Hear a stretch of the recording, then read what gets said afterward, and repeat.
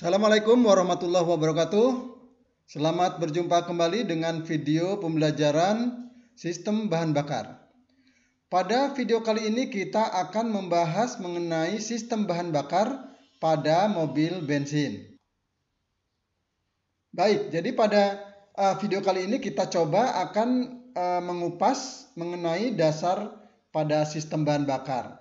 Ya, jadi suatu kendaraan ya, terutama yang bermesin bensin, dia dapat hidup mesinnya jika ada 3 hal. Yang pertama adalah ada bahan bakar, yang kedua ada pengapian, dan yang ketiga adalah ada kompresi. Nah, pada video kali ini kita akan membahas mengenai sistem bahan bakar ya. Jadi, apa itu sistem bahan bakar? Jadi sistem bahan bakar ini adalah suatu sistem yang ada pada suatu kendaraan yang fungsinya diantaranya adalah untuk menyimpan bahan bakar secara aman. Ya.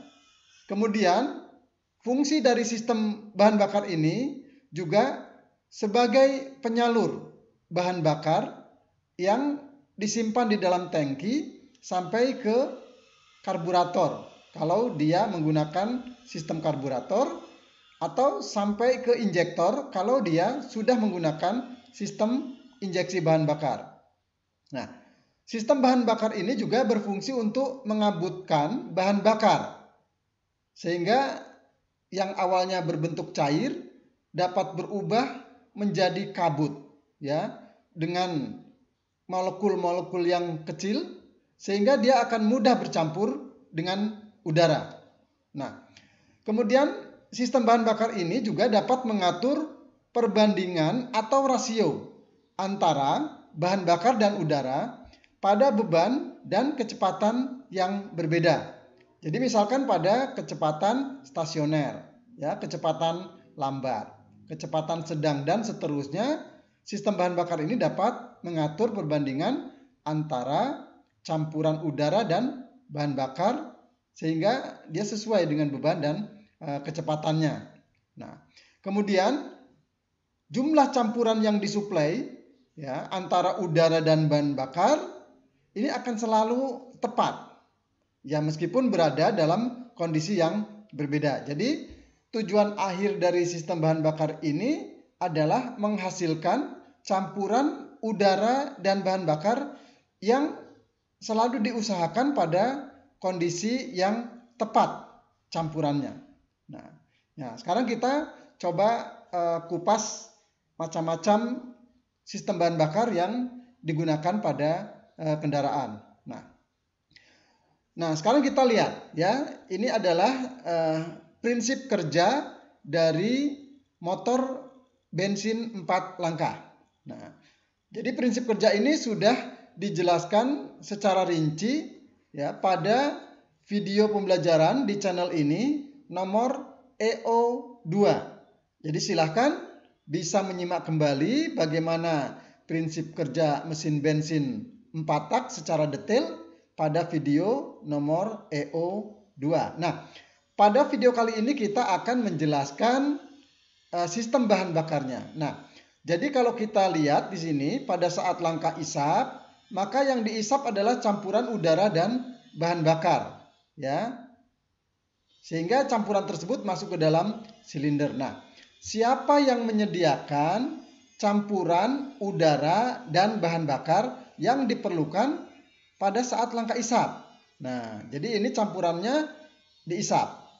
Nah, ada suatu sistem yang berfungsi untuk mencampur udara dan bahan bakar. Nah, jadi ini kita sebut dengan sistem pencampur udara dan bahan bakar pada mesin bensin, karena yang kita bahas di sini adalah mesin bensin. Nah, sampai saat ini ada 2 macam sistem pencampur udara dan bahan bakar. Yang pertama adalah sistem bahan bakar yang menggunakan karburator. Ya, jadi kita saya kira sudah kenal ya. Ini contoh karburator, biasanya ini pada kendaraan roda 2 ya. Kemudian ini juga ada karburator yang biasanya digunakan pada kendaraan roda 4. Nah, jadi sistem bahan bakar yang menggunakan karburator ini dia berfungsi untuk mengkarburasi atau mengabutkan bahan bakar yang bentuknya cair kemudian menjadi gas. Nah, ya. Kemudian ada sistem injeksi, ya, atau kita mengenal dengan sistem EFI, Electronic Fuel Injection. Nah, jadi sistem ini juga sebenarnya fungsinya untuk mengabutkan bahan bakar. Sebagaimana pada karburator, dia fungsinya untuk mengabutkan, mengkarburasikan bahan bakar berbentuk cair menjadi butiran-butiran halus atau kabut bahan bakar sehingga mudah bercampur dengan udara. Nah, pada sistem injeksi bensin juga secara prinsip fungsinya adalah untuk mengubah bahan bakar yang semula berbentuk cair menjadi butiran-butiran yang halus. Ya, nah, sistem untuk mengubah bahan bakar cair menjadi butiran ini dilakukan dengan cara menyemprotkan melalui injektor yang ada pada sistem injeksi bahan bakar bensin. Nah, ya. Nah, jadi ini ada dua macam yang digunakan pada kendaraan sebagai pencampur udara dan bahan bakar sebelum udara dan bahan bakar itu masuk ke dalam silinder. Nah, baik kita lanjutkan, ya. Nah, sekarang kita lihat yang pertama, ya. Jadi mesin bensin yang menggunakan karburator. Ya, jadi tadi sudah dijelaskan ini mesin bensin 4 langkah.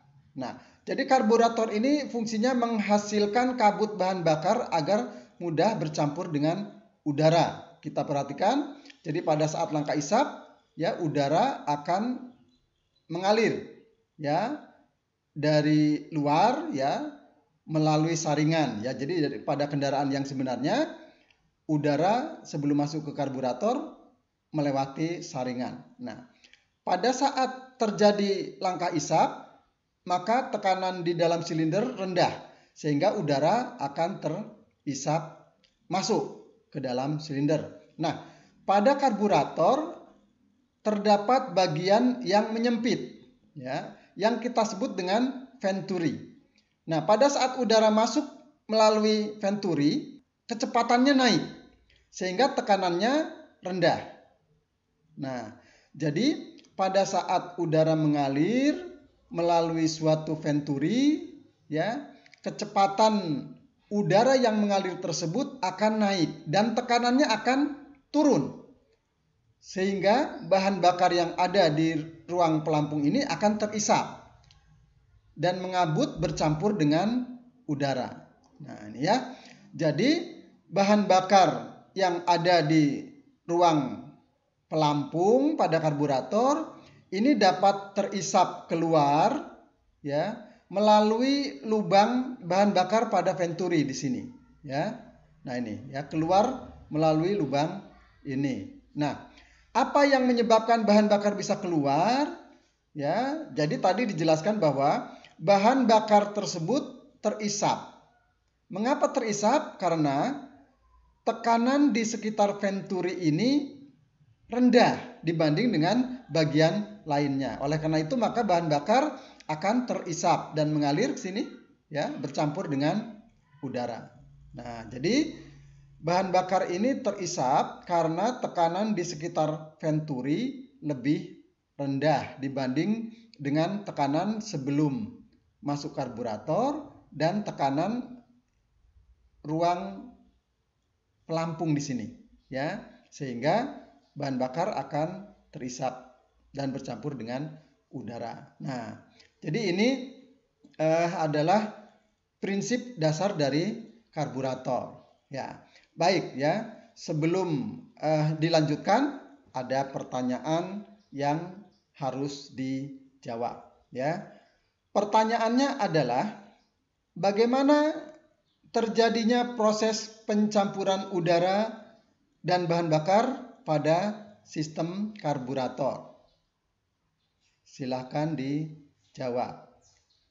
Pertanyaan berikutnya adalah, mengapa pada saat udara masuk melewati karburator dan melewati venturi, bahan bakar bisa terisap sehingga bisa bercampur dengan udara?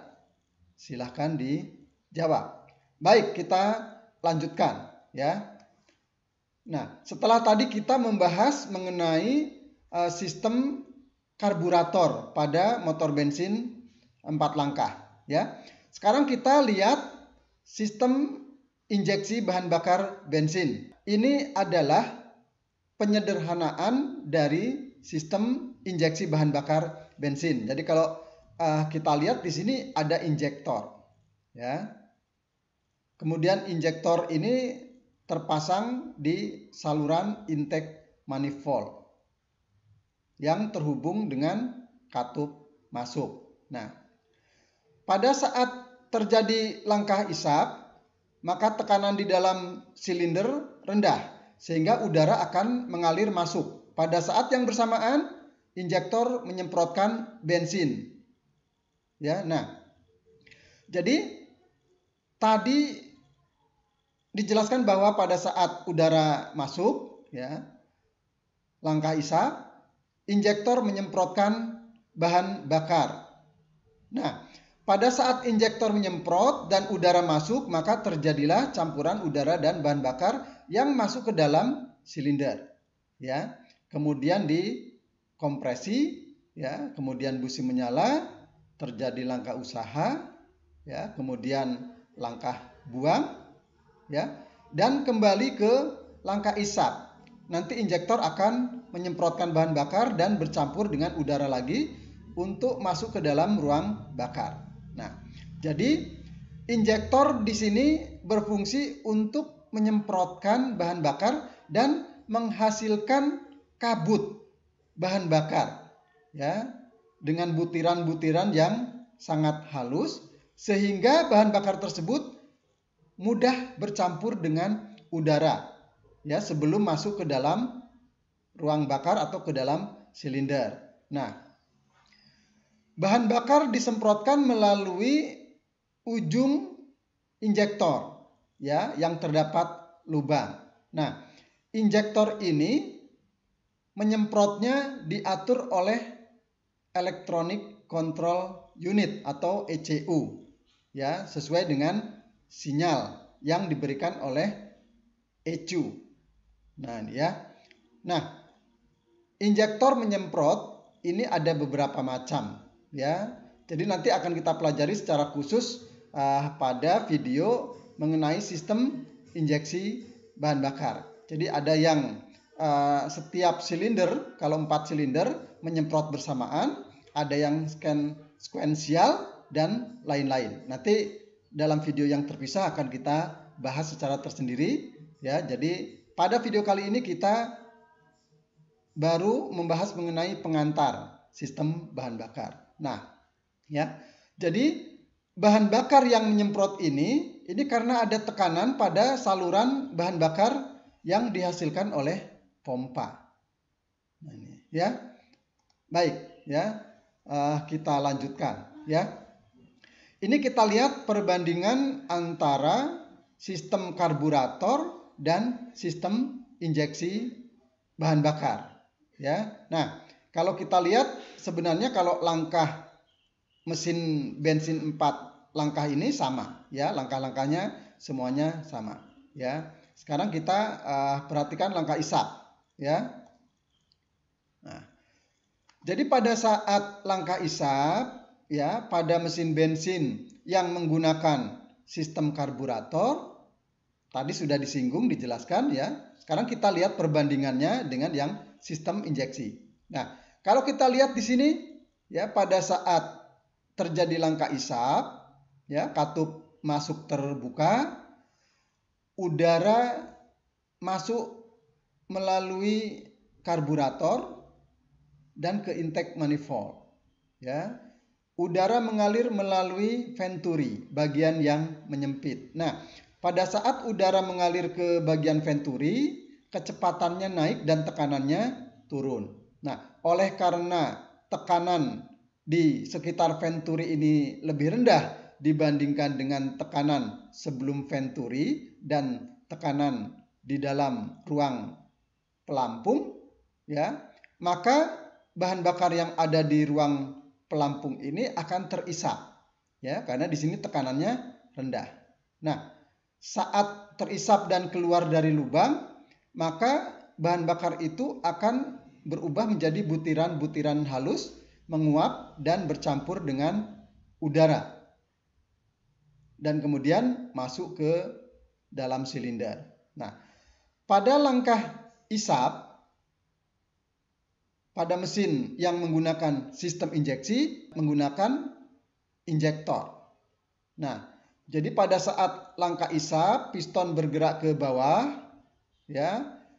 Pada saat yang bersamaan, injektor menyemprotkan bahan bakar.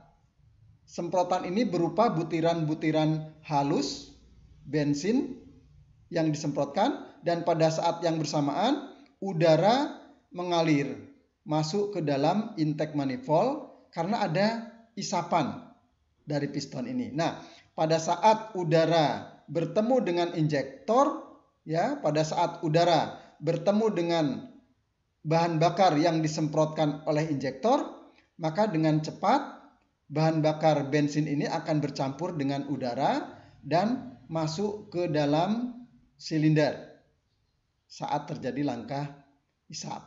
Nah, jadi perbedaannya kalau pada sistem karburator, bensin mengalir atau keluar melalui saluran bahan bakar di bagian venturi karena adanya perbedaan tekanan, di mana di bagian venturi tekanannya rendah dibandingkan dengan tekanan di ruang pelampung, sehingga bensin akan terisap keluar, ya, mengabut dan bercampur dengan udara.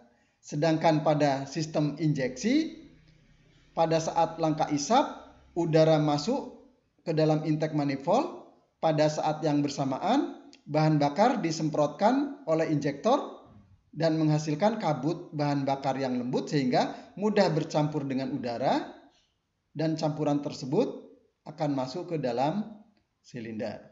Nah, ya, jadi itu penjelasan secara singkat, ya, mengenai sistem bahan bakar yang menggunakan karburator dan yang menggunakan sistem injeksi. Nah, jadi ini adalah prinsip dari sistem bahan bakar menggunakan karburator dan injeksi. Nah, sekarang kita lihat, ya, secara umum komponen-komponen apa saja yang ada pada kendaraan yang menggunakan sistem karburator, ya. Nah, kalau kita lihat ini gambaran umum dari sebuah kendaraan yang menggunakan sistem bahan bakar karburator. Ada beberapa komponen yang ada pada sistem bahan bakar, diantaranya adalah tangki bahan bakar, ya, tangki bensin. Fungsinya adalah untuk penampungan sementara bahan bakar sebelum disalurkan ke karburator, ya. Kemudian komponen yang berikutnya adalah saluran bensin. Jadi saluran bensin ini adalah pipa yang fungsinya untuk menyalurkan bensin dari tangki menuju ke karburator, ya. Nah, kemudian ada saluran pengembali. Jadi saluran pengembali ini adalah saluran atau pipa yang fungsinya mengembalikan kelebihan bahan bakar yang dipompakan menuju karburator. Dia akan kembali ke tangki, ya. Kemudian komponen yang berikutnya adalah charcoal canister. Jadi komponen ini adalah komponen yang berfungsi untuk menampung gas bahan bakar, ya, atau uap bahan bakar yang berasal dari tangki, ya. Jadi tampungan uap ini kemudian nanti bisa disalurkan ke intake manifold, ya. Nah, kemudian komponen yang berikutnya adalah filter bensin ya atau filter bahan bakar. Fungsinya untuk menyaring kotoran-kotoran dari bensin sehingga bensin yang masuk ke dalam karburator bersih. Kemudian yang berikutnya adalah pompa bensin. Ya. Jadi pompa ini fungsinya untuk mengisap bahan bakar dari tangki, kemudian diteruskan atau disalurkan menuju ke ruang pelampung pada karburator. Kemudian komponen berikutnya adalah karburator. Fungsinya adalah untuk mengabutkan atau mengkarburasikan bahan bakar yang awalnya berbentuk cair menjadi butiran-butiran halus sehingga mudah bercampur dengan udara. Ya. Kemudian kalau kita lihat komponen-komponen yang ada pada kendaraan dengan sistem injeksi bensin. Ya, secara umum sebagian komponennya memiliki kesamaan. Ya, beberapa di antara komponennya adalah yang pertama ada tangki bensin. Ya, fungsinya sama, menampung bahan bakar sebelum disalurkan ke injektor. Yang kedua adalah pompa dan filter bensin. Jadi pada sistem injeksi bahan bakar, ya pompa berada di dalam tangki, ya terendam oleh bahan bakar. Fungsinya adalah untuk mengisap dan menekan, menyalurkan bahan bakar dari tangki menuju ke injektor. Ya. Kemudian pipa bensin, fungsinya menyalurkan bensin dari pompa menuju ke injektor. Kemudian ada pipa pengembali, fungsinya adalah mengembalikan kelebihan bahan bakar yang dipompakan sehingga dia akan kembali ke tangki. Kemudian di sini ada pengatur tekanan bensin atau fuel regulator, fungsinya untuk menjaga tekanan pada saluran bahan bakar sebelum masuk ke injektor agar berada pada tekanan yang stabil. Ya. Kemudian komponen berikutnya adalah injektor.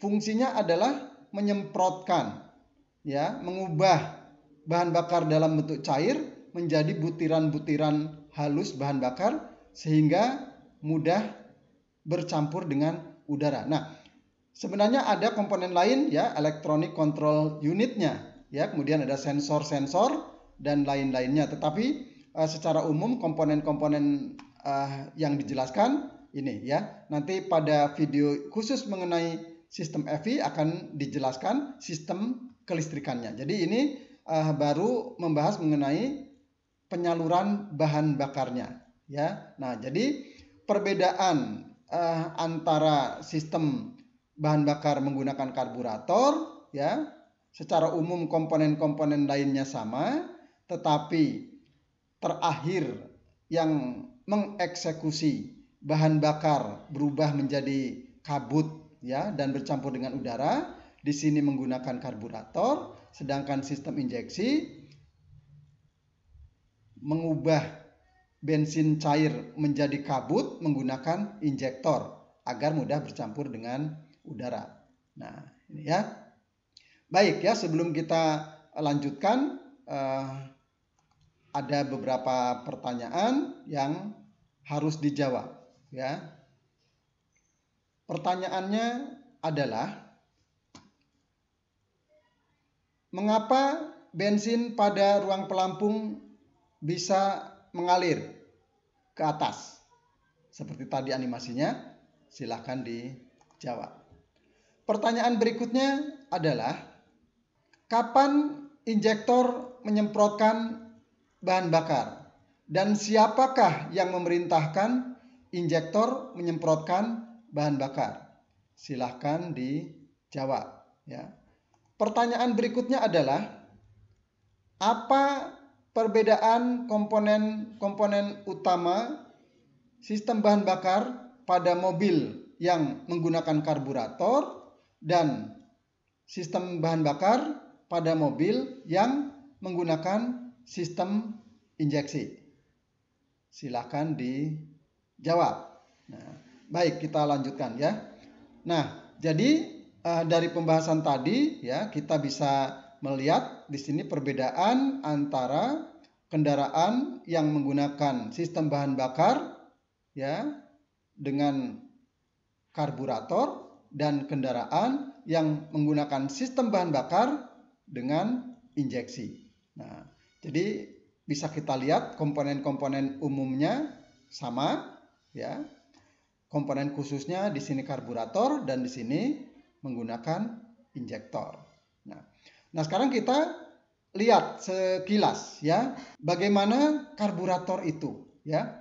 Jadi kalau kita perhatikan ya, ini gambaran dari suatu karburator pada mobil ya. Kalau pada sepeda motor lebih sederhana. Jadi ini pada mobil ya. Ada beberapa bagian yang ada pada karburator ini ya. Secara umum saya jelaskan ya, nanti secara khusus kita akan membahas dalam video tersendiri mengenai karburator. Karena video ini sebagai pengantar bahan bakar, maka kita menyinggung sistem bahan bakar menggunakan karburator dan sistem bahan bakar menggunakan injeksi secara umum. Nah, jadi di sini pada karburator ada ruang pelampung ya untuk menampung bahan bakar. Kemudian ada beberapa lubang idle pot, ada slow pot ya. Kemudian ada di sini ada saluran bahan bakar pada kecepatan tinggi ya. Ini ada venturi ya. Ini adalah throttle gas ya. Ini ada cuk ya dan saluran-saluran bahan bakar. Termasuk di sini ada katup solenoid ya. Jadi ini gambaran umum dari sistem bahan bakar atau karburator ya. Kemudian untuk sistem injeksi ya.